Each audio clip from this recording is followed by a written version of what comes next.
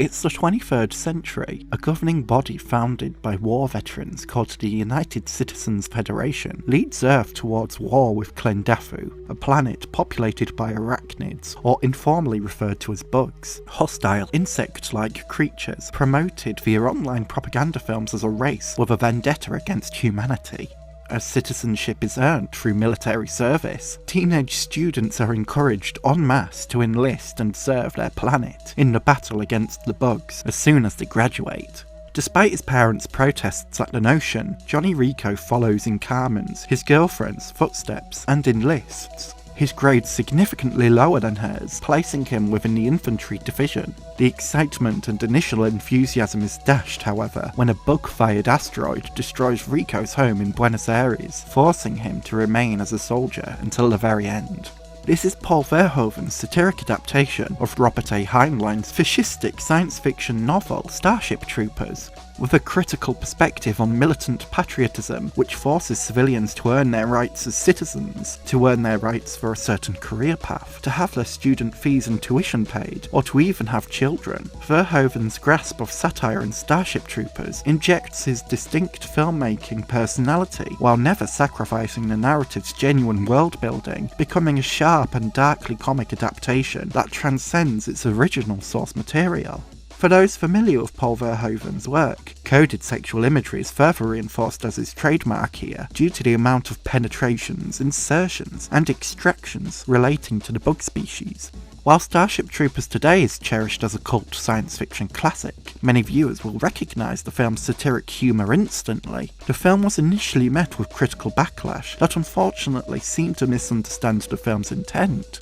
In his article about Starship Troopers, Ben Child wrote about the negative critical reception, stating that, when Paul Verhoeven's Starship Troopers originally hit cinemas in 1997, the reviews were scathing. Starship Troopers failed to make its money back at the box office, and after one more Hollywood film, 2000's Under Par Hollow Man, Verhoeven would return to Europe, his credentials as a blockbuster filmmaker shattered. These days, Starship Troopers sits easily alongside Verhoeven's other sci-fi cult classics, RoboCop and Total Recall, in a fabulous pantheon of futuristic, satirical silliness. Yes, these movies are violent, bloody, over the top, and often hammily acted, but the director is very much in on the joke. Only an outsider like Verhoeven could have made films that overtly criticised the knuckle-headed excesses of 1980s and 90s American action cinema, yet somehow did a better job of delivering the era's trademark trashy bombast than Hollywood itself. There's no surprise why Verhoeven would retreat from Hollywood if his big-budget filmmaking was met with misinterpretation, but it's understandable why, in the present day, that Starship Troopers is cherished alongside RoboCop and Total Recall.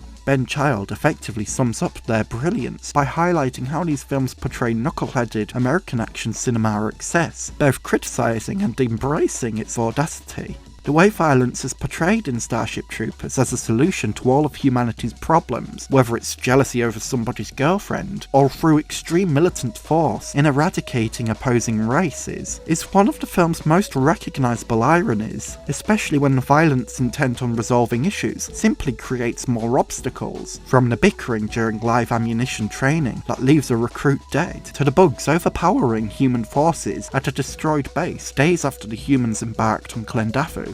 Starship Troopers delivers on the authentic pulp, with a genuine giddiness for its world building, the routine training of differing military roles, the practice flights, the laser tag capture the flag training. Starship Troopers does find the potential immersion in its hyper-aggro world. Klendafu, the bug planet, is full of a diverse range of bug designs that remain visually impressive. Their varying ranks and abilities become clear the moment we watch them in full force. The arachnids are the grunts, the insectoid equivalent of infantry, the giant bugs which shoot flares from their backsides, not unlike mortars, the heavily armoured flame-throwing bugs not dissimilar to tanks. The bug designs themselves are clearly inspired by militant ranking too. Their ranks a satiric reflection on the rabid nature of war, a far contrast supposedly from the human infantry, but in reality the bugs are viewed as hideous beings because of the propaganda present on a militant Earth. After all, it is the humans who practically invade Klendafu, even in retaliation to an asteroid which destroys Buenos Aires, in this conflict between bug and human, who has a longer historic track record of conquering through violence. Well, the action in Starship Troopers doesn't disappoint. Full of green-coloured slimy goop and the fusion of delightfully violent practical and digital effects that have aged surprisingly well to this day, it's clear that Starship Troopers is more than just its action. Adding to Starship Troopers' pulpy origins, and a memorable trademark of Paul Verhoeven's filmmaking that dedicated fans of his work will recognise, is that imagery within the film, specifically regarding the bug's anatomy, is sexually coded. It is no coincidence that the method in which the brain bug, the strategist rank of the bugs, extracts human brains for its own growing mental power, through forceful insertion of a phallic syringe stored within a vaginal-like hole in its head. Additionally, the methods of experimenting on the bugs which the military uses includes inserting and penetrating the bugs with painful-looking contraptions, through sexually coded control, a sexual fascism of sorts, as if the form that penetrates is the form that also colonises and conquers. Many aspects of Starship Troopers, from its casting to its clearly SS-inspired uniforms of high-ranking officials, are carefully curated and detailed to evoke images of militant fascists, while gleefully mocking them through hyper-sentimentality and meta-segues between scenes, which mimic the appearance of online educational videos. Ben Child, later in his article on Starship Troopers, elaborates on this with detail, writing that the movie imagines a future in which Earth's Terran Federation is united in militaristic, fascistic hatred of the alien bugs, an insect-like race with which it is in open warfare.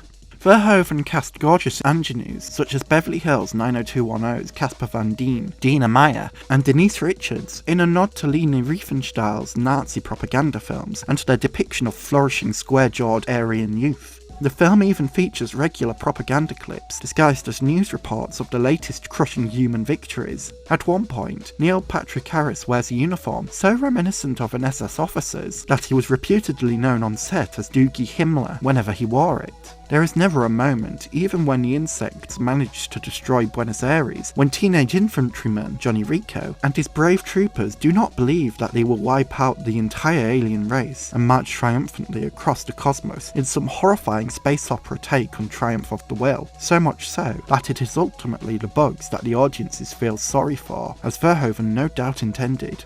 Ben Child highlights aspects of the casting, the traditionally beautiful features on actors reminiscent of Nazi propaganda films that aimed to manipulate audiences by promoting Aryan representation as favourable, the meta-propaganda films which pepper Starship Troopers, and even Neil Patrick Harris's distinctly Gestapo-esque jacket. Child also highlights that the bug species is an example of propaganda's method of degradation. The bugs are not treated as living beings, but as a scourge on existence, which can be viewed as an exaggerated similarity to how fascists treat the victims of their ire. Dehumanization and degradation are useful tools to arm waves of willing soldiers in the goal to prep them to kill on sight. This is not coincidental, as Verhoeven has spoken about challenging the fascist ideas within Heinlein's original novel.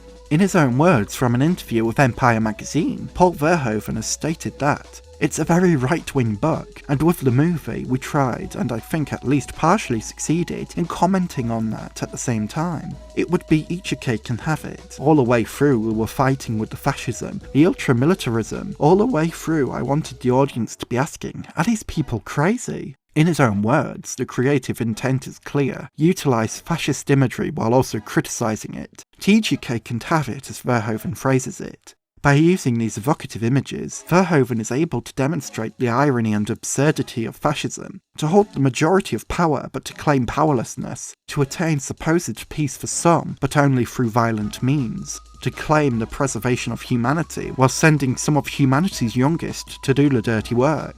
The more we examine it, the clearer Verhoeven has taken Heinlein's own book and transformed it into an entirely new creation. His own anti-fascist views have transformed the original source material into a classic film for modern audiences. And as we consider that fascistic authoritarianism continues to rear its ugly head, an obvious example would include North Korea's hyper-militant facade, despite the continuing poverty of its civilians. The recent punishment of North Korean teenagers receiving 12 years of hard labour for watching South Korean television demonstrates how the concerns of the people are not represented by their leaders. For as long as fascism perseveres, this continues reinforcing Starship Troopers' scathing criticism and timelessness.